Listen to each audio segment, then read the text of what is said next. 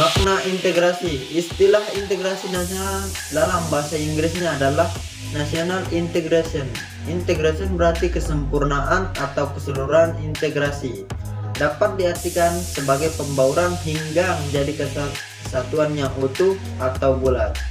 Karena 2010 menyatakan integrasi nasional adalah kesadaran identitas bersama di antara warga negara. Ini berarti bahwa meskipun kita memiliki kasta yang berbeda, agama dan daerah, dan berbicara bahasa yang berbeda, kita mengakui kenyataan bahwa kita semua adalah satu. Jenis integrasi. 1. Integrasi bangsa.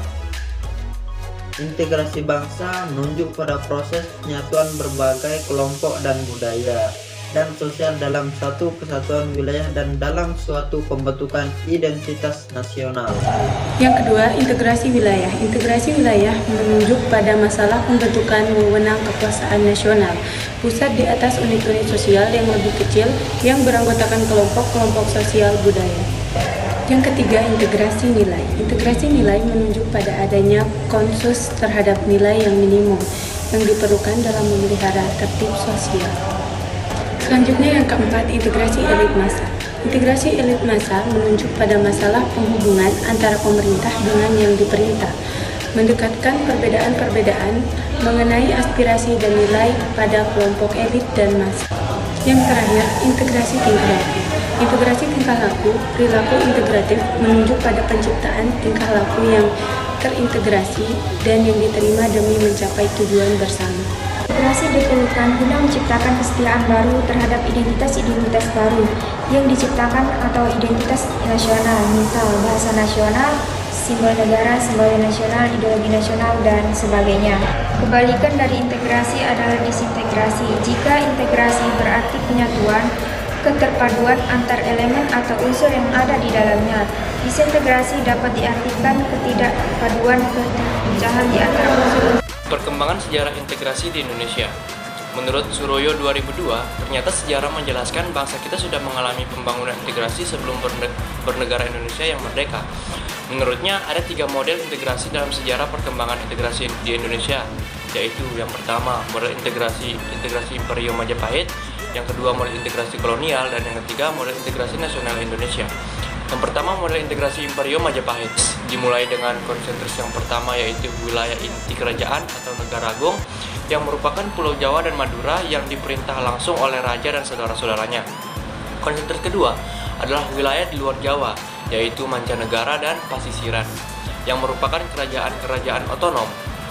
Dan adapun yang ketiga, konsentris ketiga yaitu tanah seberang adalah negara-negara sahabat di mana Majapahit menjalin hubungan diplomatik dan hubungan dagang, antara lain dengan Champa, dengan Kamboja, dengan Ayudhya-pura atau Thailand. Yang kedua, model integrasi kolonial.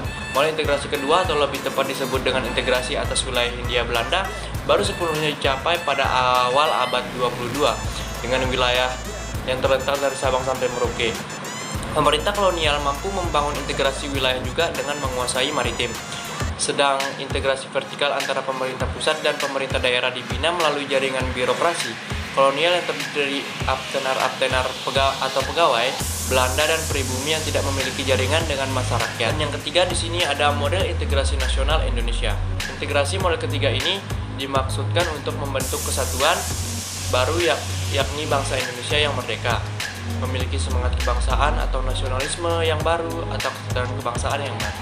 Pengembangan integritas di Indonesia ini ada 6 pendekatan atau cara bagaimana para pemimpin politik mengembangkan yang menentukan tingkat integritas suatu negara adalah sebagai berikut. Yang pertama, adanya ancaman dari luar. Yang kedua, gaya politik kepemimpinan. Yang ketiga, kekuatan lembaga-lembaga politik. Yang keempat, integritas nasional.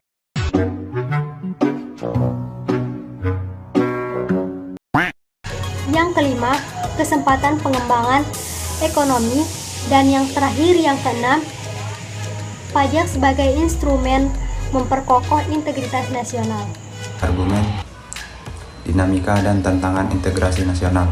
Sejak kita bernegara tahun 1945, upaya membangun integrasi secara terus-menerus dilakukan.